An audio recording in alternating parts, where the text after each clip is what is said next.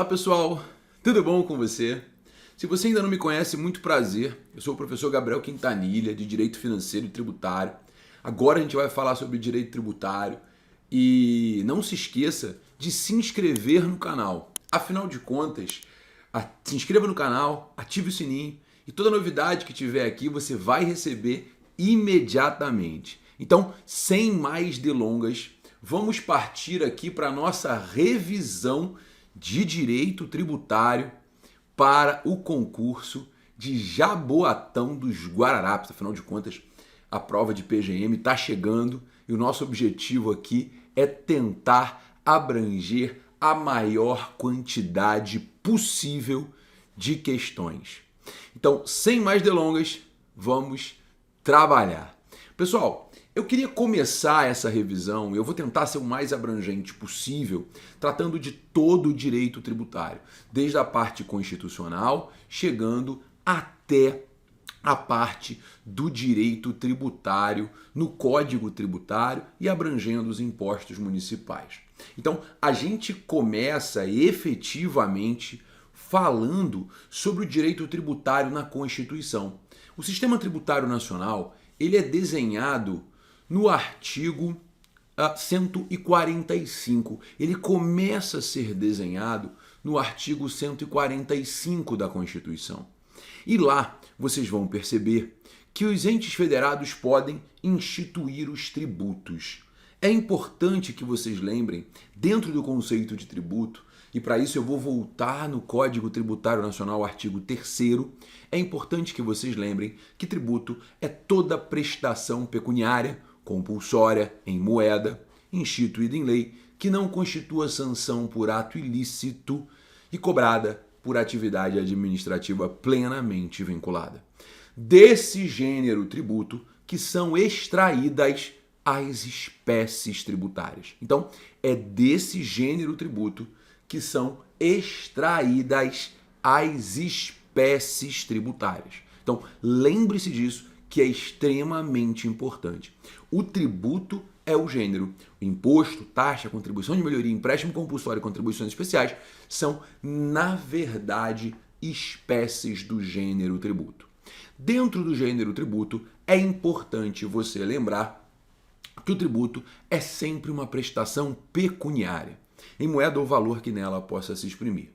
E diga-se de passagem, o próprio CTN prevê no artigo 156, onde estão as causas de extinção do crédito tributário, lá no inciso 11, a dação em pagamento de bens imóveis. Então, é possível que você possa pagar o seu tributo dando um bem imóvel. Daí vem a primeira discussão que é relevante para qualquer prova de concurso. Seria possível a dação em pagamento de bens móveis?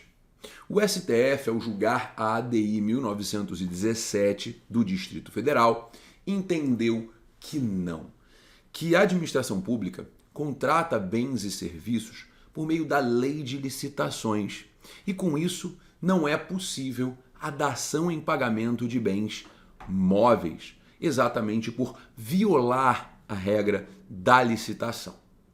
E aí nós temos um outro ponto relevante, porque veja, o STF em 2019 julgou a ADI 2405 do Rio Grande do Sul e mitigou, criou um distinguishing com relação à ADI 1917.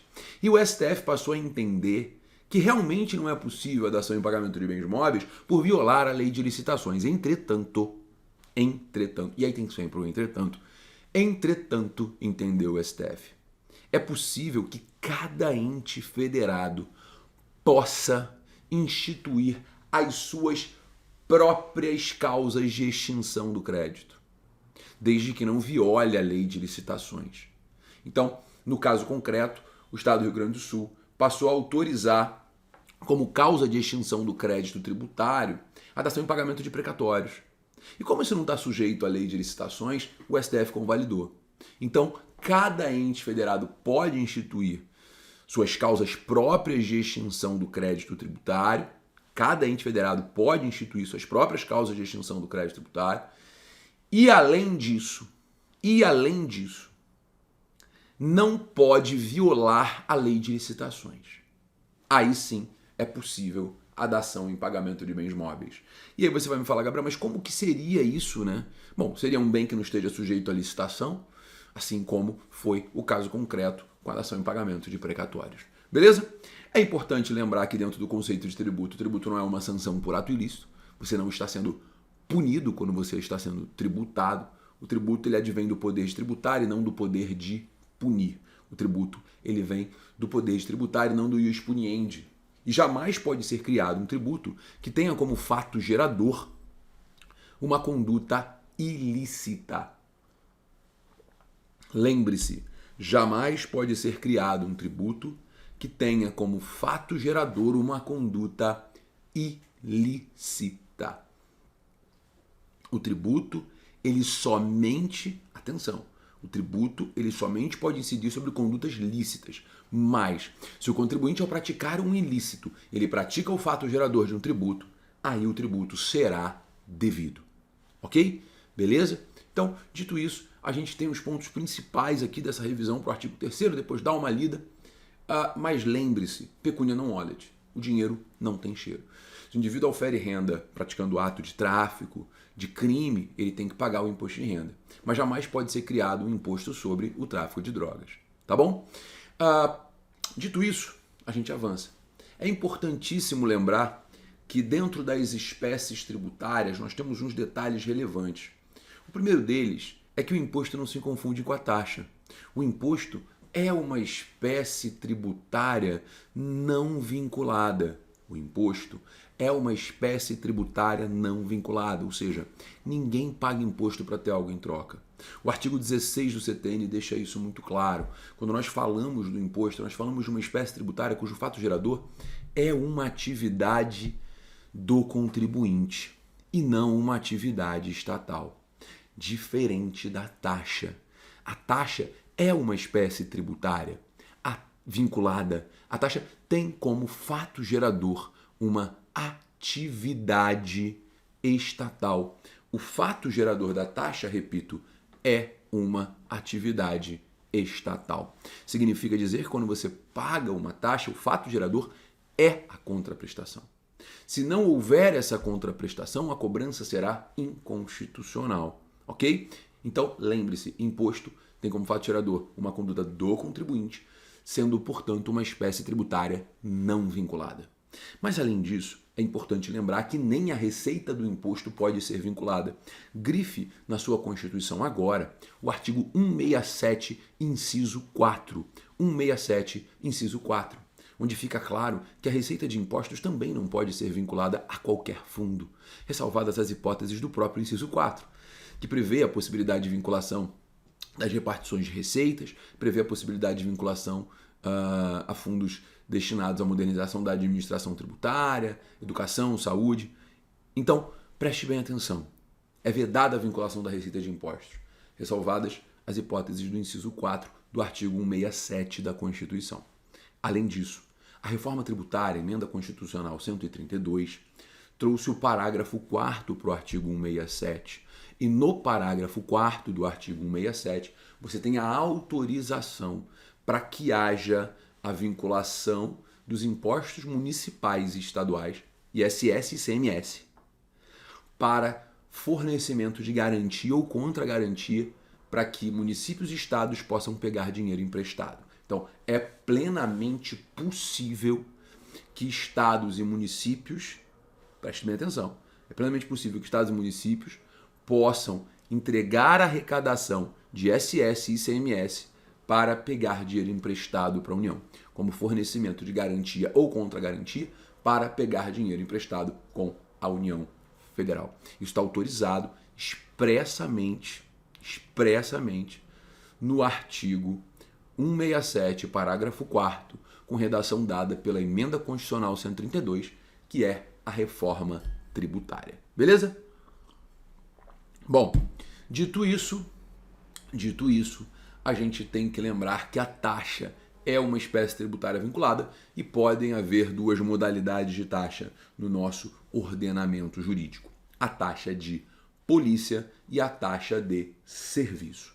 A taxa de polícia, ela tem como fato gerador o exercício regular do poder de polícia.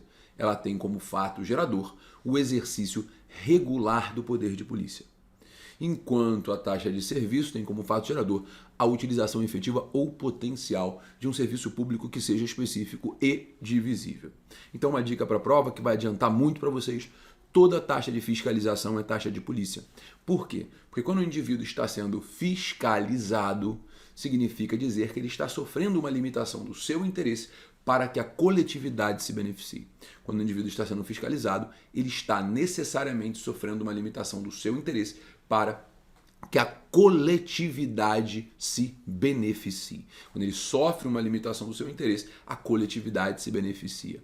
Taxa de vigilância sanitária é o melhor exemplo disso, né? Na taxa de vigilância sanitária, você vai ter o fiscal que vai até o estabelecimento para verificar se a comida está guardada da forma correta, dentro do prazo de validade, limitando o interesse do restaurante em maximizar os seus lucros a qualquer custo. Beleza? Enquanto a taxa de serviço, ela vai remunerar o serviço público específico divisível, ou seja, o serviço que seja uti singuli, específico, prestado para o contribuinte e que varie de acordo com o custo do serviço ao contribuinte. Beleza? Então, eu vou usar aqui um exemplo que eu sempre uso nas minhas aulas, que facilita muito a vida, que é a súmula vinculante 19. Súmula vinculante 19, obviamente, se é vinculante, é do STF. De acordo com a súmula vinculante 19, o serviço de coleta de lixo domiciliar pode ser remunerado por taxa. O serviço de coleta de lixo domiciliar pode ser remunerado por taxa. O serviço de limpeza urbana, não. Por que isso? Porque a limpeza urbana é um serviço de universo. O gari ele varre a rua para beneficiar todas as pessoas que passam na rua. A coleta de lixo não. A coleta de lixo ele vai lá na tua casa e coleta o seu lixo, ele vem na minha casa e coleta o meu lixo. Ou seja, é um serviço específico prestado para o contribuinte que vai variar de acordo com o tamanho do imóvel. Então, trata-se de um serviço específico e divisível. Serviço específico e divisível. Beleza? Joinha? Não há dúvidas? Show de bola. Bom, pessoal, então, dando sequência aqui a esse nosso bate-papo, é importantíssimo lembrar que a taxa é uma espécie tributária vinculada, o imposto não. Tá passando rapidamente pela contribuição de melhoria, que pouco cai. Quando cai, você consegue resolver de forma simples. A contribuição de melhoria, gente, ela é uma espécie tributária que também é vinculada, mas que tem como fato gerador a valorização imobiliária decorrente de obra pública. Significa dizer que foi feita uma obra pelo poder público e dessa obra resultou na valorização do imóvel do particular. Então, após a realização de uma obra, houve como resultado a valorização do imóvel do particular. Se foi feita uma obra e o resultado foi a valorização do imóvel do particular, significa dizer o quê? Significa dizer que efetivamente pode haver a cobrança da contribuição de melhoria. Não existe contribuição de pioria. Feita a obra, o imóvel desvalorizou, a cobrança é indevida. E contribuição de melhoria não remunera serviço, só remunera obra pública. Beleza? E outra coisa importante aqui é o seguinte. O objetivo da contribuição de melhoria é devolver aos cofres públicos aquilo que foi gasto na obra pública, na proporção da valorização aproveitada pelo particular. Então, se o particular, ele efetivamente teve uma melhoria, ele vai devolver para o poder público aquilo que ele teve de melhoria. Entendeu? Então, assim, foi feita uma obra, gasta-se 1 milhão, basta pegar 1 milhão e dividir para os contribuintes? Não. Você tem que pegar aquilo que valorizou do imóvel,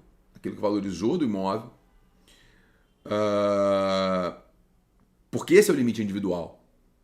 O poder público não pode cobrar 1 centavo a mais daquilo que o particular teve de melhoria. Da mesma forma que o poder público não pode arrecadar um centavo a mais daquilo que gastou na obra. Então, muito cuidado com esses conceitos que são fundamentais. Beleza? Portanto, senhoras e senhores, prestem bastante atenção. Valorização imobiliária decorrente de obra pública é o fato gerador da contribuição de melhoria. Com relação ao empréstimo compulsório, apesar de ser um tributo de competência exclusiva da União, eventualmente pode cair no concurso, mas aqui você só precisa saber duas coisas. A competência é exclusiva da União e o empréstimo compulsório só pode ser criado por lei complementar. Não cabe MP, não cabe lei ordinária. Empréstimo compulsório, lei complementar. Competência exclusiva da União, lei complementar. Caso de guerra, calamidade pública ou investimento público de caráter urgente e relevante interesse nacional. Mas lembre-se, guerra, calamidade pública, lei complementar, competência exclusiva da União. É isso. Você não vai errar. Você não vai errar. As contribuições especiais, por sua vez, acho improvável que a gente tenha a cobrança de contribuições especiais na prova de vocês, porque as contribuições especiais, essas sim, vão muito fortemente para a competência da União. Lembrando que é possível a cobrança dessas contribuições pelos estados e municípios que tiverem lá o seu regime próprio de previdência. Tá? Então, no caso do município instituir o regime próprio de previdência, o município que tenha o seu regime próprio de previdência já instituído, ou que venha a instituir, necessariamente vai ter a competência para criar as contribuições que vão financiar esse regime próprio de previdência. Tá bom? E aí, galera, que tá o detalhe. O regime próprio de previdência instituído vai ser plenamente possível a competência do município para instituir essas contribuições. E além disso, é importante lembrar que a reforma tributária ampliou uma competência municipal. A reforma tributária ampliou a competência dos municípios para a instituição, senhoras e senhores, da contribuição de iluminação pública. A contribuição de iluminação pública. A contribuição de iluminação pública no artigo 149, azão da Constituição, ela não é só mais para a iluminação pública. A contribuição de iluminação pública agora também vai ser utilizada, sabe para quê? A contribuição de iluminação pública agora também vai ser utilizada para monitoramento focado na segurança pública. Então, muito cuidado com essa alteração trazida pela Emenda Constitucional 132. A contribuição de iluminação pública não serve mais só para iluminar, mas serve também para garantir a segurança pública por meio da instalação de sistemas de monitoramento. Sistemas de monitoramento. Beleza, galera? Tranquilo? Daí a gente parte rapidamente lá para as limitações constitucionais ao poder de tributar. Aqui, galera, é o seguinte. O artigo 150 vai cair na tua prova. É inevitável. Você tem que ler o artigo 150 antes da prova. Você não tem como fugir disso. Não tem como fugir disso, tá? O que eu queria chamar a atenção aqui de vocês? O princípio da legalidade é fundamental. 150, inciso 1. O tributo só pode ser criado, majorado, reduzido ou extinto por lei. Lei ou MP, lei ou medida provisória. Lembrando que a medida provisória, nem a lei ordinária, podem invadir a reserva de lei complementar. Nem a MP, nem a lei ordinária podem invadir a reserva de lei complementar. Então, cuidado com isso.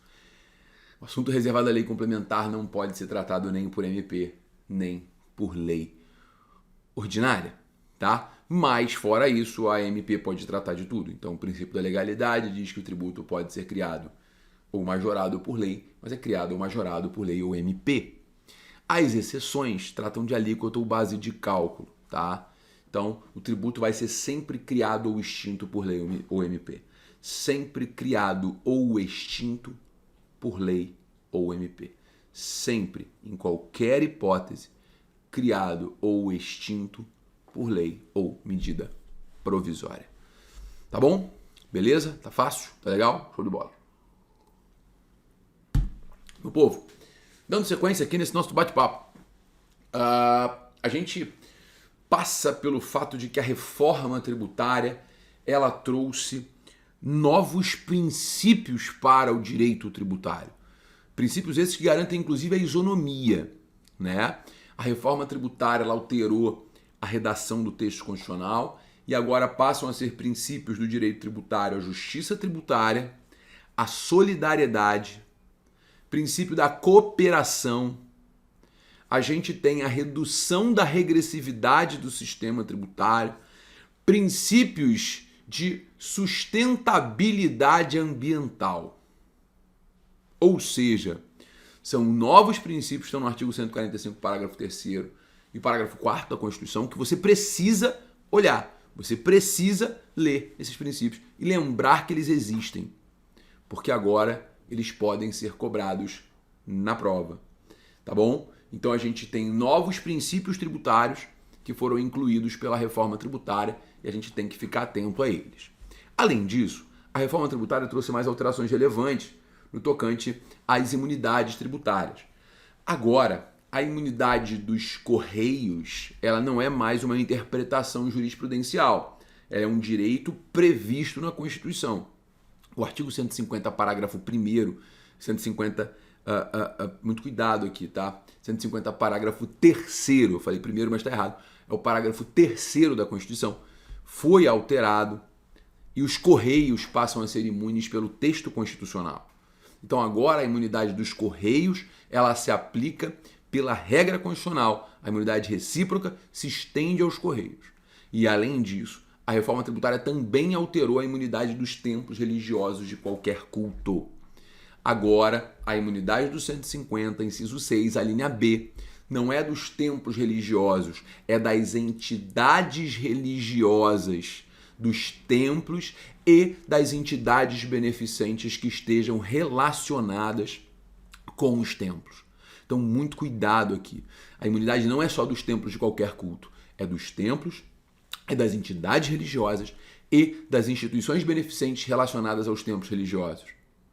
Essa imunidade se expandiu, de modo que se eu tenho uma entidade beneficente relacionada ao templo, a imunidade é uma norma constitucional de eficácia plena. Não há necessidade de preenchimento dos requisitos do artigo 14 do CTN. Mas, se a entidade beneficente não estiver ligada ao templo, vai ter que preencher os requisitos do 14 do CTN para fazer jus à imunidade tributária. Esse é um conceito extremamente importante trazido pela Emenda Constitucional 132. São alterações que você precisa lembrar para a sua prova, ok? Belezinha? Então, muito cuidado, senhoras e senhores. A imunidade dos templos religiosos está mais ampla do que sempre esteve.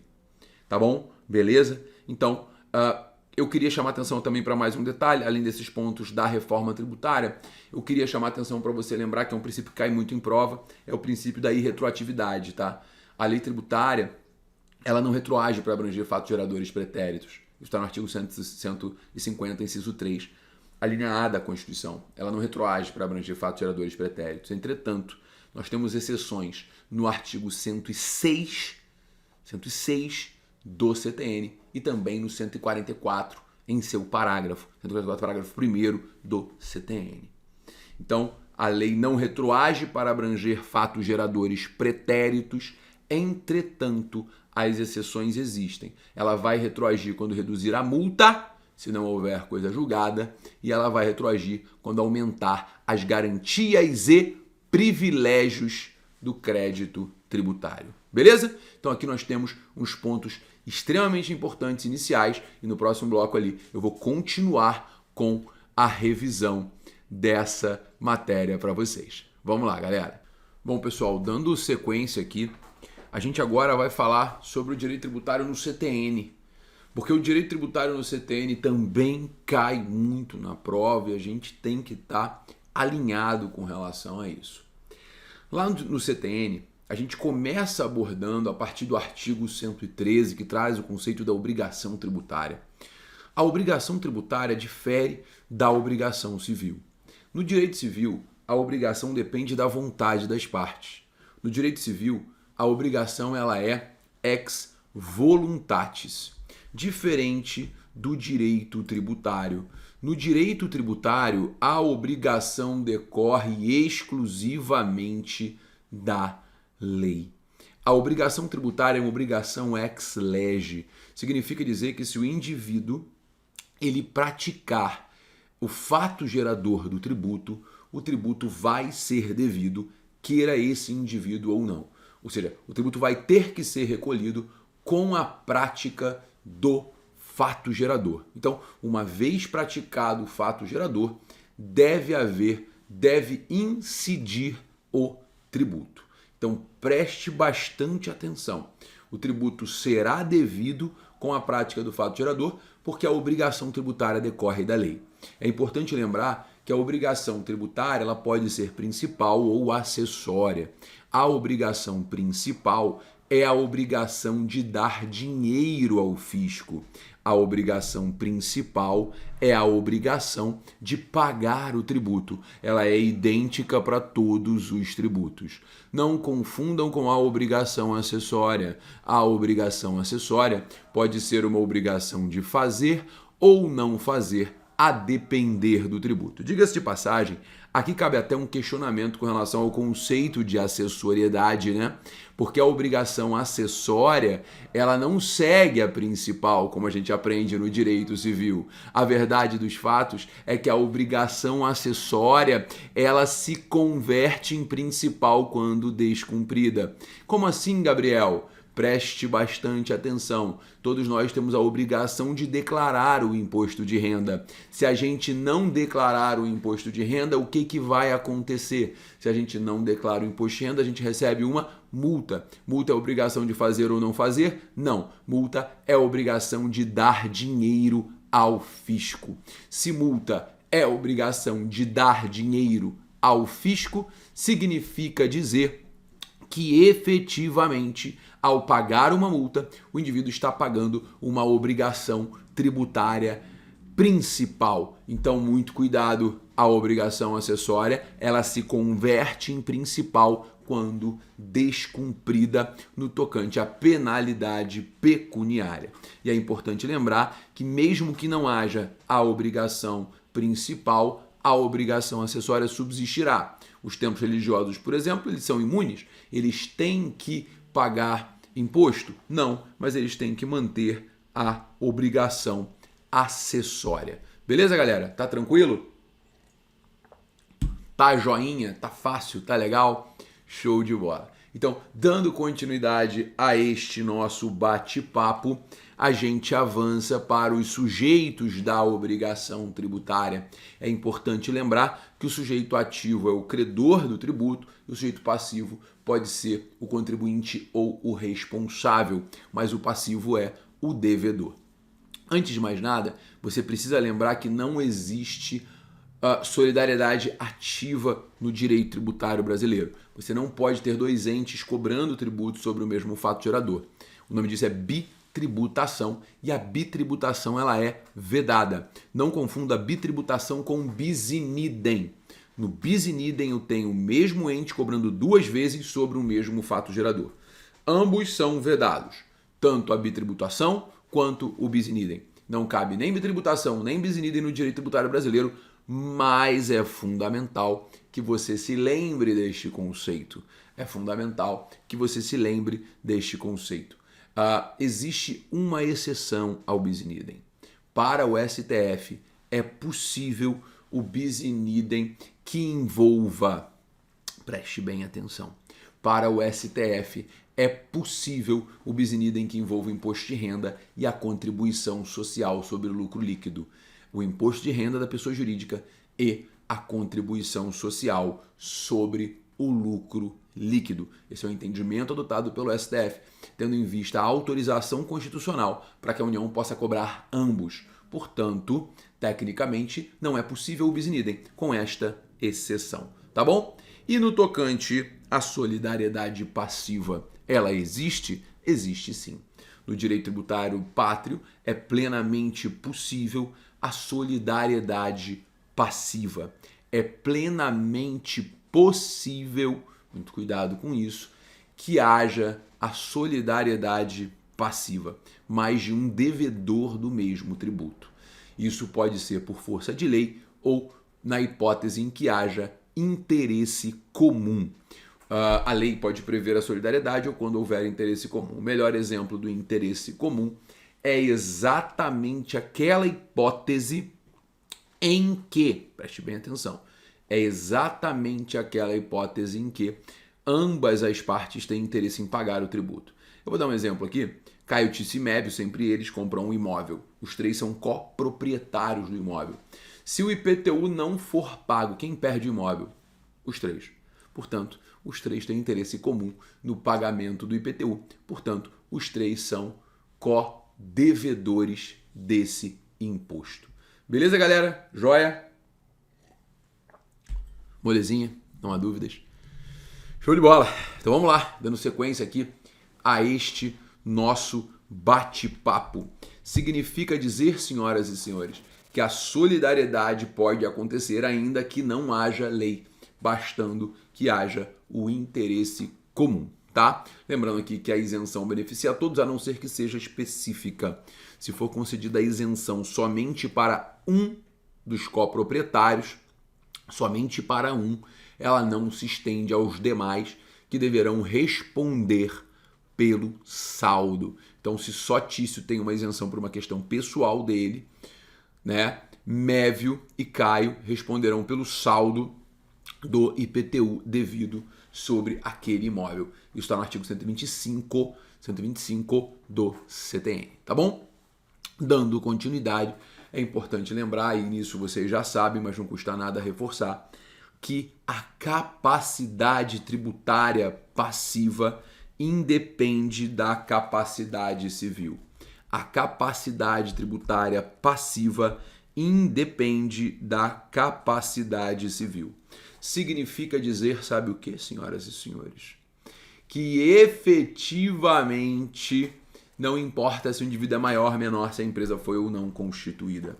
A capacidade passiva independe da capacidade civil, ok? Então, dando sequência ao nosso bate-papo, é importantíssimo lembrar a figura do domicílio tributário. No direito tributário, é possível a eleição de domicílio. O contribuinte ele pode eleger o domicílio dele. É plenamente possível que isso aconteça.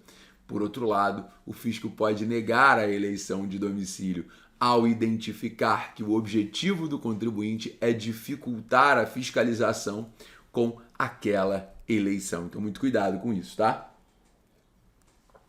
Bom, chegamos aqui na nossa revisão a um ponto extremamente relevante do direito tributário, que é a responsabilidade tributária.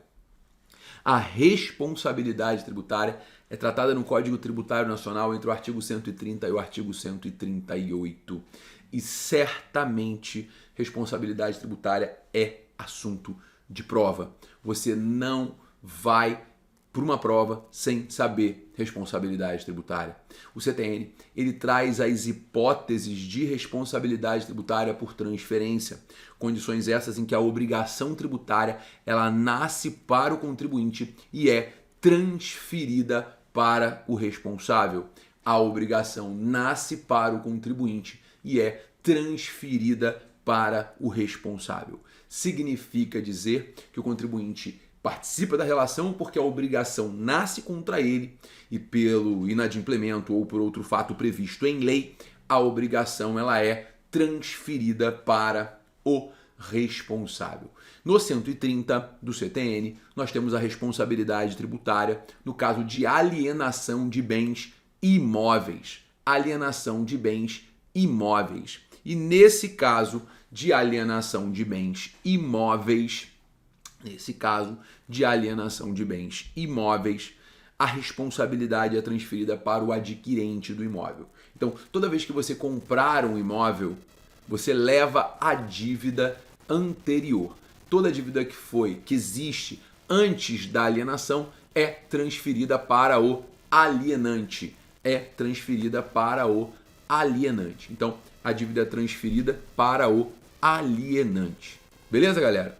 Então, se você comprar um imóvel, a dívida do imóvel segue para você, adquirente. Lembrando que somente segue o bem a dívida que seja próprio terreno. Somente segue o bem a dívida que seja próprio terreno. A dívida que não seja próprio terreno, obviamente, não vai seguir o bem, tá? A dívida que não seja próprio terreno, obviamente, não vai seguir o bem. Então, vai seguir o bem o IPTU, a taxa de coleta de lixo, vai seguir o IPTU, o ITR, vai seguir o IPTU, desculpa, vai seguir o imóvel, o IPTU, a taxa de coleta de lixo, vai seguir o ITR, vai tudo para o adquirente. Gabriel, tem como o adquirente não levar dívida? Tem, claro que tem. Se o adquirente tiver a prova de quitação, a prova de pagamento do tributo, ele não leva a dívida. Se o adquirente tiver a prova de que pagou o tributo, a dívida não se transfere. Você vai falar, pô, Gabriel, mas espera aí, o cara tem prova de quitação, quer dizer que tá pago, né? Óbvio que não se transfere. A gente tá no Brasil, né? Não é bem assim que a banda toca, né? Pode ser que o indivíduo tenha uma prova de quitação que não seja exatamente prova de nada. Então, se o indivíduo tinha prova de quitação, não leva a dívida, beleza? Outro ponto relevante é quando o imóvel é arrematado em asta pública. Quando o imóvel é arrematado em asta pública, também não há a transferência da dívida. Quando o imóvel é arrematado em asta pública, também não há a transferência da dívida, beleza? Só que tem um detalhe. O parágrafo único do artigo 130 do CTN, ele diz que no caso de arrematação em asta pública, subroga-se na asta o valor do débito. Então, se a asta alcançar um valor X, o débito morre nesse valor alcançado na asta. Entretanto, o STJ, e aí anota o que eu estou te falando, o STJ ele tem um entendimento pacificado no sentido de, cuidado com isso aqui, para o STJ, se no edital da asta pública constar que há débitos, o contribuinte, ao arrematar, ele já foi cientificado dos débitos, de modo que ele deverá assumir esses débitos. Então, cuidado com isso, tá? O contribuinte vai assumir os débitos. No caso de arrematação em asta pública, se no edital de asta pública constar que há débitos. Beleza? Joia? Não há dúvidas? Posso confiar? Legal, legal. Então, pessoal, dando sequência, grifem o 130, que ele é de extrema importância, tá? O 131, ele meio que repete o 130 no inciso 1 ao tratar de bens móveis. Então, se você compra um bem móvel, você leva a dívida. Bem, compra um carro, tem dívida de IPVA, a dívida se transfere para você, adquirente. Agora, se você arrematar esse veículo em asta pública, você também não leva a dívida, tá? Só que no 131 nós temos uma impropriedade no tocante à ordem do inciso 2 e do inciso 3. O inciso 2, ele trata da figura do herdeiro, né? E o inciso 3 trata da figura do espólio. Cuidado que com a morte os bens se transmitem aos herdeiros, diz a regra de Saizine. Entretanto, forma-se o espólio primeiro. Então as dívidas do decus são transferidas para o espólio e nas forças do quinhão a dívida do espólio vai ser transferida para o herdeiro, tá? Então o herdeiro responde por dívida do ascendente, ou enfim, né, daquele que morreu, responde nas forças do quinhão, tá bom? Beleza? No 132 nós temos uma molezinha, 132 é tranquilo, a gente está falando das hipóteses ali de transformação empresarial. Só lembra o seguinte, galera, no caso de fusão, duas empresas se reúnem formando uma só, os débitos das fusionadas se transferem para o resultado da fusão. No caso de incorporação, quando uma empresa morre porque ela é incorporada pela outra, os débitos da incorporada são transferidos para a incorporadora.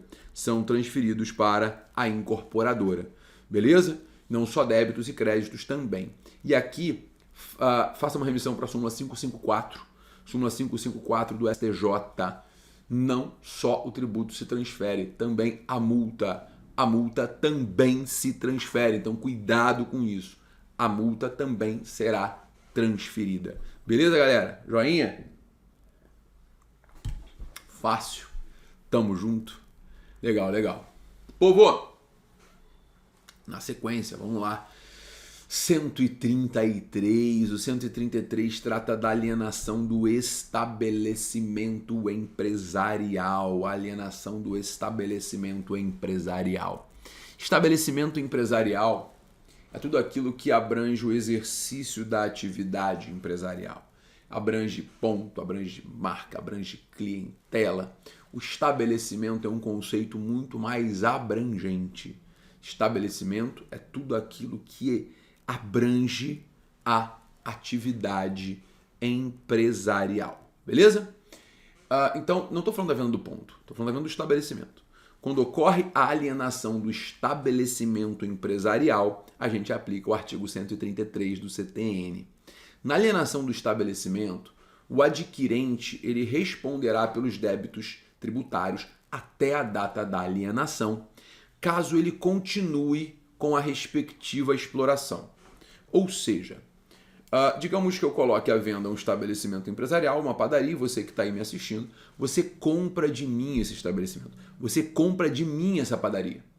No momento em que você compra de mim esse estabelecimento, o débito vai ser automaticamente transferido para você? Não. Só se você continuar na respectiva exploração. Então, se você comprar de mim uma padaria e continuar com a padaria, aí o débito vai ser transferido para você. Se você comprar de mim a padaria, mudar, fechar a padaria e montar um galpão de crossfit, a dívida não se transfere para você.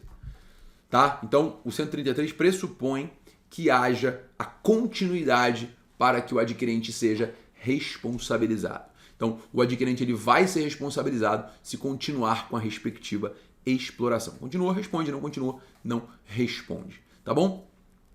Dito isso, a gente avança mais ainda, né? Para dizer o seguinte, como é que vai ser a responsabilidade?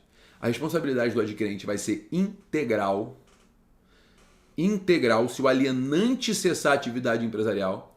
Então eu vendi para você, eu parei, não exerço mais atividade empresarial. O que vai acontecer? Se eu parei, se eu não exerço mais atividade empresarial, você vai responder integralmente pelos débitos.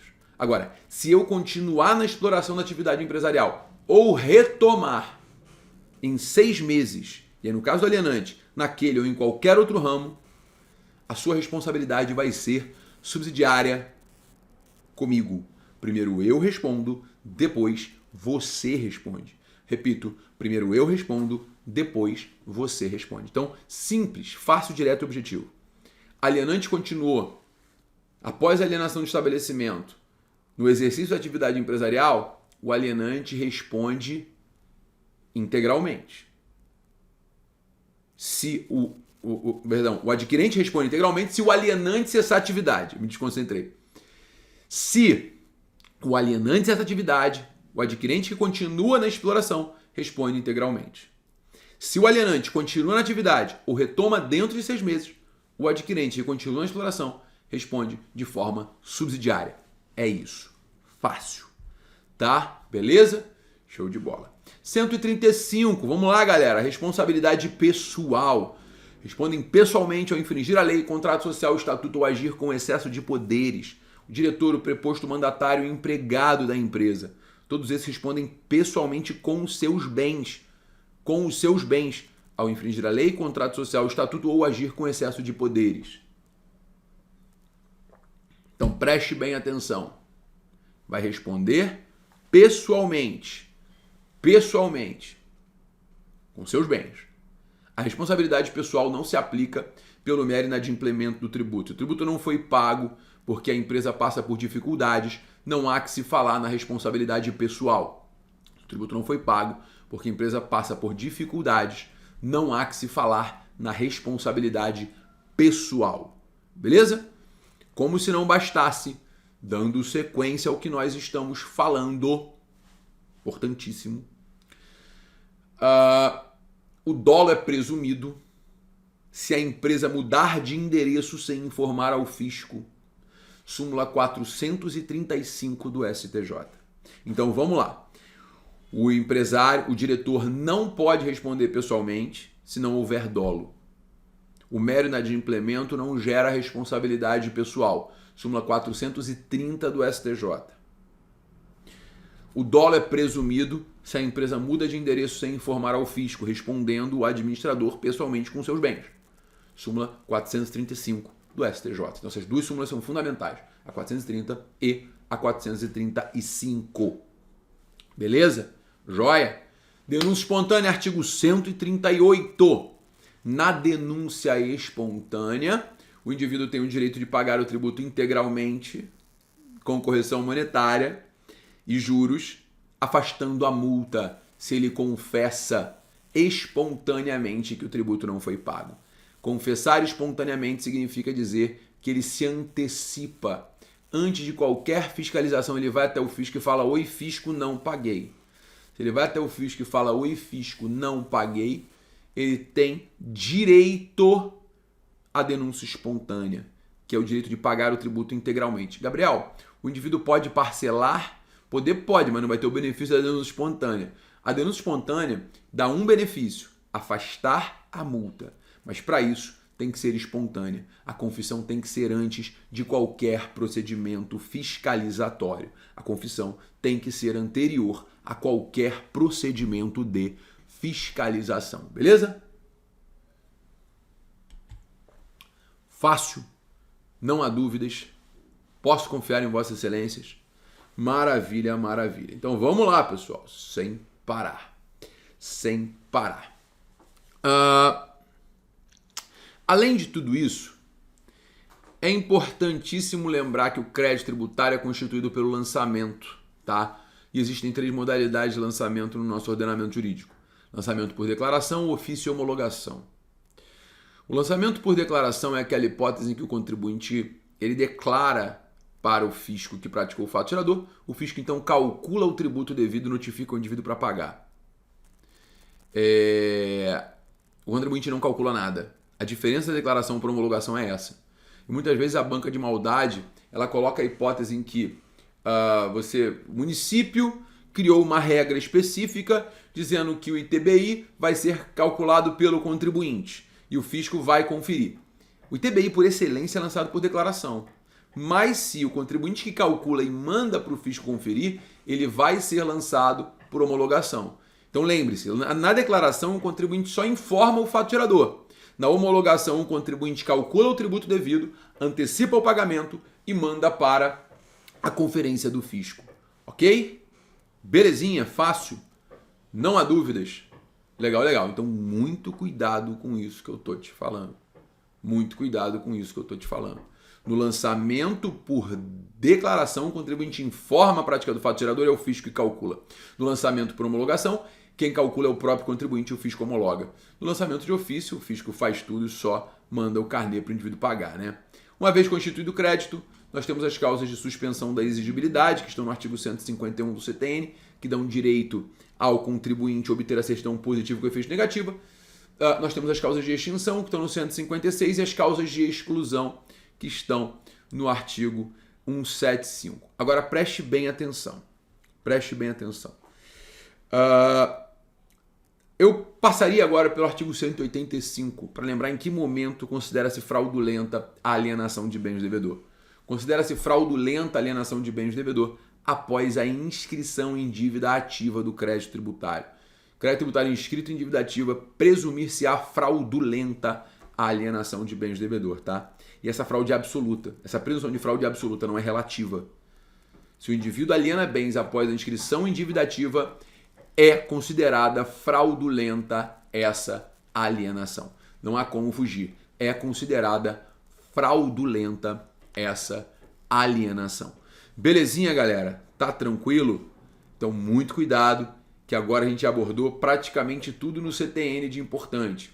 No próximo bloco a gente continua para falar dos impostos municipais e fechar essa grande revisão.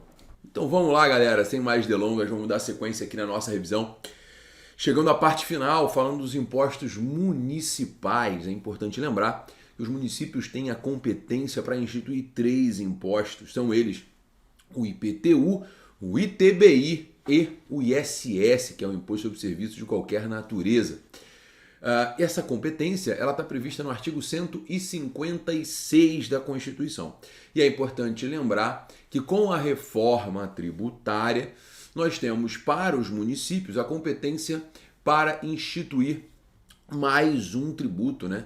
Que na verdade vai substituir o ISS, que é o IBS, Imposto sobre Bens e Serviços, que vai ser um tributo de competência compartilhada com os estados. Então nós vamos ter o IBS estadual e o IBS municipal, que na verdade vão ser um só, um percentual do IBS que vai ser dos municípios. Mas vamos ao que nós temos hoje, porque a reforma tributária só vai começar a ser aplicada em 2027.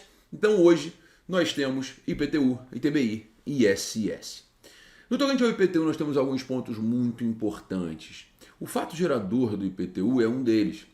O fato gerador do IPTU é a propriedade, domínio útil ou posse de bens imóveis por natureza e por acessão física situados em área urbana. Então, vai incidir o IPTU se o indivíduo detiver a propriedade que engloba o direito de usar, gozar, dispor e reaver.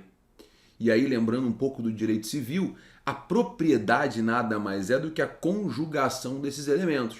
O direito de usar, gozar, dispor e reaver. Se o indivíduo tem esses 4 elementos, ele é proprietário e por ser proprietário, ele é contribuinte do IPTU. Não há como fugir disso. Ele é contribuinte do IPTU. Por outro lado, se o indivíduo não tiver esses elementos, mas tiver o domínio útil sobre o bem, ele também é contribuinte. É o caso que acontece na enfiteuse, que não existe mais no Código Civil atual, mas efetivamente existiu a enfiteuse no Código Civil de 16. Enfiteuse é aquela situação de quase propriedade, que o indivíduo ele tem todos os direitos inerentes à propriedade, mas ele deve ao real proprietário pagamento de foro e laudêmio, né? Nesse caso, aqui no Rio de Janeiro, por exemplo, nós temos muitos imóveis em enfiteuse, principalmente na cidade de Petrópolis, né, que é a cidade onde se instalou a família real. Lá os terrenos, os imóveis são praticamente todos da família real e você compra um terreno lá, você precisa pagar a família real, foro e laudêmio. Mas você que detém a quase propriedade, você detém o domínio útil sobre o bem, você vai ser o contribuinte do IPTU. E no tocante à posse, é importante lembrar que não é qualquer posse que dá ensejo à incidência do IPTU. A posse que vai dar ensejo à incidência do IPTU é a posse que o indivíduo exerce como se dono fosse. É a posse com animus domini. Essa posse efetivamente vai caracterizar, essa posse, repito, vai caracterizar o fato gerador do IPTU, a posse com ânimos de dono. Essa posse efetivamente vai fazer com que incida o IPTU. Isso é muito importante porque, por exemplo, o locatário não é contribuinte do IPTU. O locatário não é contribuinte do IPTU.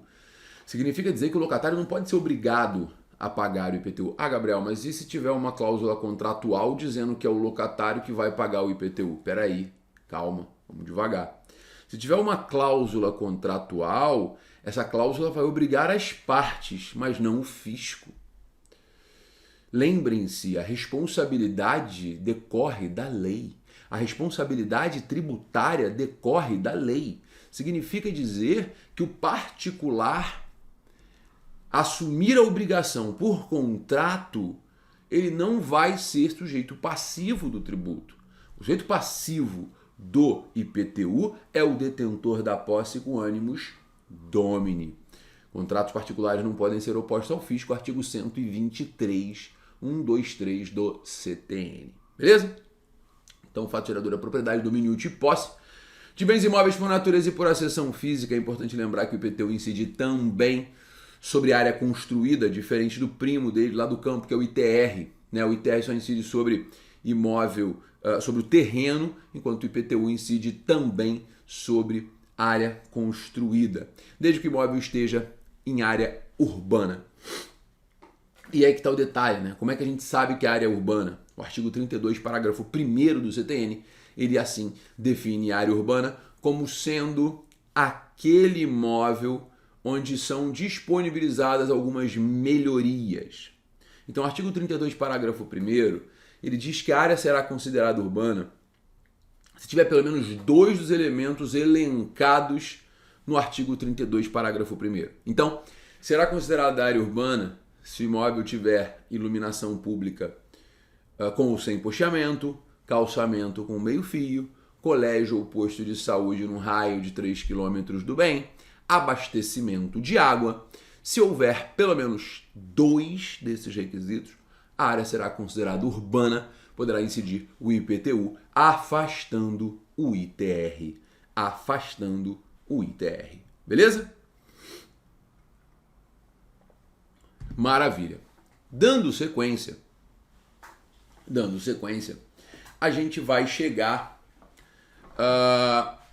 numa outra discussão, que é o 32, parágrafo 2º do CTN, que diz que se no imóvel não tiver nenhuma melhoria, mas a lei municipal disser que a área é urbanizável, já poderá incidir o IPTU. O imóvel não tem nenhuma melhoria. Entretanto, a lei diz que a área é urbanizável. Nesse caso, já vai incidir o IPTU. Esse entendimento ele é pacífico no STJ e absolutamente indiscutível, tá bom? Para prova é indiscutível. Eu não concordo, mas é um outro problema. Então vamos lá. A área é urbana se houver os requisitos do 32, parágrafo 1º, ou se a lei municipal assim determinar, ainda que não tenha nenhum dos requisitos. Ainda que não tenha nenhum dos requisitos. Tá bom? Toca o barco. Ainda no tocante ao IPTU, é importante lembrar que não incide IPTU, mas incide ITR, Imposto Territorial Rural, se o imóvel estiver em área urbana, mas se ele tiver destinação rural. Então, se o imóvel estiver em área urbana com destinação rural, incidirá o ITR, Decreto 57 de 66. Se o imóvel tiver destinação rural, não incide IPTU, afasta-se a incidência do IPTU para que haja a incidência do Imposto Territorial Rural. Então, cuidado com isso, conceito importante, tá? Um outro detalhe importante de IPTU é que você tem que lembrar é que o IPTU ele é um imposto que pode ser progressivo. A progressividade do IPTU não é obrigatória. O município aplica se quiser. O IPTU ele poderá ser progressivo. Poderá ser progressivo com base no valor do bem, na localização do bem, na utilização do bem e na função social da propriedade. E aqui é um ponto muito relevante, porque enquanto o IPTU ele pode ser progressivo, o primo do campo, que é o ITR, ele tem que ser obrigatoriamente progressivo. Então, a progressividade do IPTU ela é obrigatória. A progressividade do IPTU ela é obrigatória. Não é. Se você encontrar na tua prova uma questão dizendo que a progressividade do IPTU ela é obrigatória, está errado, é falso. A progressividade do ITR é obrigatória. Do IPTU não. A progressividade do IPTU ela é facultativa. O município aplica se quiser. Além disso, o IPTU ele pode ser progressivo com base no valor, localização, utilização do bem. Isso não pode acontecer no ITR. O ITR ele é obrigatoriamente progressivo com base na função social da propriedade somente. O IPTU ele pode ser progressivo. Pode, com base no valor, localização, utilização e função social da propriedade. Tá? Nós temos uma imunidade de IPTU que foi introduzida por emenda constitucional, que está no artigo 156, parágrafo 1º, azão da Constituição. Essa imunidade é muito importante. Não incide IPTU se o imóvel, ainda que seja de propriedade do particular, estiver alugado a um templo religioso. Então, se o imóvel estiver alugado a um templo religioso, não haverá a incidência do IPTU. O imóvel alugado a um templo religioso não tem incidência de IPTU. Por quê? Imunidade específica prevista no artigo 156, parágrafo 1º, razão. O imóvel alugado ao templo. O templo é locatário, não é contribuinte, não tem fato gerador, não é aquele que tem relação com o fisco. Mas para proteger o templo, o constituinte derivado optou por imunizar o IPTU. Beleza? Tranquilo? Joia? Maravilha. Então, dito isso, nós temos os principais pontos mais nevrálgicos de IPTU. Só é importante lembrar que a reforma tributária, a emenda constitucional 132, trouxe uma previsão interessante para o IPTU. A reforma tributária passou a prever a possibilidade do Executivo atualizar a base de cálculo do IPTU de acordo com os critérios previstos em lei. Atenção! O Poder Executivo poderá atualizar a base de cálculo do IPTU de acordo com os critérios previstos em lei municipal. Emenda Constitucional 132 introduziu esse dispositivo no artigo 156. Ou seja, pode o prefeito atualizar a base de cálculo do IPTU sem lei?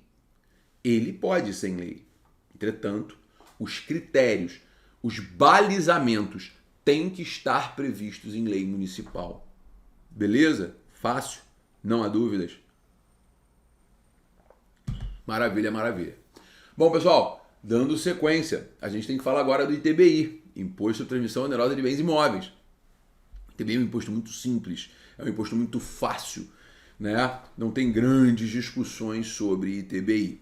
O ITBI tem como fato gerador a transmissão onerosa de bens imóveis. Ele não incide na doação, ele não incide sobre bens móveis.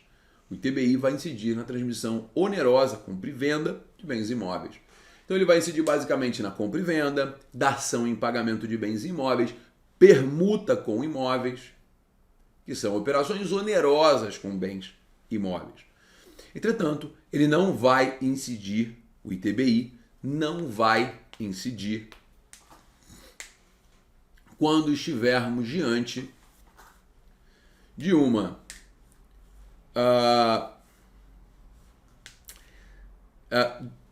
operação gratuita. Doação é fato gerador de TCMD.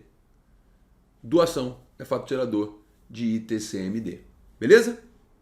Então, acabou. Compra e venda, permuta. Ah, Gabriel, incide no usucapião? Claro que não, né? Usucapião você não paga nada. Chegou no imóvel, sentou nele e falou, é meu. Não vai incidir. Óbvio que não vai incidir. Tamo juntos, pessoal? Fácil. Dúvidas? Não há? Maravilha. Bom, na sequência, é fundamental a gente lembrar que o ITBI, ele incide em toda hipótese de transmissão onerosa. E por isso, a Constituição traz uma imunidade de ITBI no artigo 156, parágrafo 2º, inciso 1. Não incide ITBI na transmissão de imóveis para fins de integralização de capital, assim como não incide na dissolução da sociedade. Ressalvada a hipótese em que o objeto social da sociedade seja a gestão dos bens. Então, se eu tenho uma holding patrimonial cujo objeto principal é a compra e venda, é a locação de imóveis, vai haver a incidência do ITBI na integralização, porque não se aplica a imunidade tributária pela vedação expressa do artigo 156, parágrafo 2º, inciso 1. Muito cuidado com isso. Muito cuidado com isso. Ok? Além disso, é importante que você lembre que o STF já entendeu que a imunidade somente se aplica ao imóvel que foi integralizado, ao valor integralizado do imóvel. Então, se eu tenho um imóvel de 500 mil reais, eu integralizo no capital social 300 e mando 200 para a reserva de capital, a imunidade só se aplica ao que foi integralizado. A imunidade só se aplica ao valor que entra no capital social. Ok? Um outro ponto importantíssimo de ITBI, que já teve muita discussão, mas já está resolvido, o tema 1113 do STJ, que é a base de cálculo do ITBI. A base de cálculo do ITBI, o artigo 38 do CTN diz que é o valor venal da operação. Isso virou uma grande guerra, porque os municípios passaram a exigir bases de cálculo que não eram verdadeiras. Bases de cálculo com base, né, em arbitramentos que os municípios faziam. E esses arbitramentos representavam ali a utilização de pautas de valor que não representavam a realidade, nem da operação, nem do imóvel. O STJ, então, entendeu que, efetivamente, o ITBI ele teria que ter como base de cálculo o valor declarado pelo contribuinte. O valor declarado pelo contribuinte. O município poderia e pode arbitrar esse valor, importante você lembrar disso, se garantir ao contribuinte o exercício do contraditório. Ou seja, no caso do ITBI, a base de cálculo é o valor venal, mas entendeu o STJ que deve ser aplicado o valor declarado pelo contribuinte pela operação, podendo o município arbitrar o valor da base de cálculo, se garantir ao contribuinte o direito de exercer o contraditório. Beleza? Joia? Não há dúvidas. Posso confiar em Vossas Excelências. Maravilha, maravilha. Pessoal, então, dando sequência aqui a esse nosso bate-papo, esses são os pontos principais do ITBI. Acho que a gente pode ficar tranquilo. Chegamos, por fim, ao ISS, Imposto sobre Serviços de Qualquer Natureza. O ISS é o Imposto de Competência dos Municípios e o ISS ele vai ser substituído pelo IBS com a reforma tributária. O Imposto sobre Serviços de Qualquer Natureza ele pressupõe para a sua incidência uma obrigação de fazer do contribuinte. E é por isso que o STF editou a súmula vinculante 31, no sentido de que não incide ISS sobre locação de bens móveis. Por que não incide ISS sobre locação de bens móveis? Porque efetivamente o ISS pressupõe uma obrigação de fazer. Locação não tem obrigação de fazer. Por isso que não incide ISS sobre locação de bens móveis. Da mesma forma que não vai incidir ISS sobre locação de bens imóveis. Agora, a empresa que vai intermediar essa relação, né, a imobiliária, por exemplo, quando presta um serviço, quando assume uma obrigação de fazer, ela sim terá que recolher o ISS. Ela sim terá que recolher o ISS. Beleza? Joia, fácil, não há dúvidas. Maravilha. Então, ISS pressupõe obrigação de fazer. É importante lembrar que o ISS tem duas alíquotas, máxima e mínima. A alíquota máxima e a alíquota mínima estão previstas em lei complementar, estão reservadas à lei complementar, não só previstas. A alíquota máxima do ISS é 5%, a mínima é 2%. O ISS não pode ter uma alíquota superior a 5%, assim como não pode ter uma alíquota inferior a 2%. O ISS efetivamente não pode sofrer essa variação de alíquota, tá bom? A alíquota máxima e a alíquota mínima têm que ser respeitadas. Tem porque há reserva de lei complementar. Além disso, é importante lembrar que o ISS ele pode ser fixo ou variável. O ISS vai ser fixo, e esse assunto foi objeto de muitas idas e vindas no STJ. O ISS vai ser fixo para as sociedades uniprofissionais, sendo aplicado o decreto 406, decreto 406 de 68. O ISS vai ser fixo para as sociedades uniprofissionais, importantíssimo lembrar desse conceito. Mas para isso, não pode essa sociedade exercer atividade empresarial.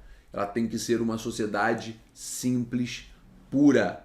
Uma sociedade simples, pura, para fazer jus ao ISS fixo. Caso contrário, ela não fará jus ao ISS fixo. O ISS terá que ser variável se ela exercer a atividade empresarial.